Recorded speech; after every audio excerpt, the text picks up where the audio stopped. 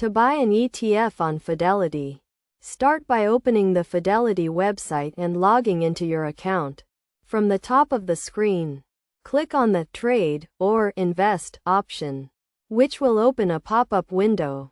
In this window, ensure that the Stops Less ETF option is selected in the relevant section. Next, choose the account you want to use to buy the ETF, such as an individual or brokerage account, by selecting it from the available options. Then, search for the specific ETF you want to purchase by entering its name or ticker symbol. Once you've found the ETF, select the Buy option and enter the amount you want to buy, either in shares or your local currency. You can also change the order type to Market or Limit as needed.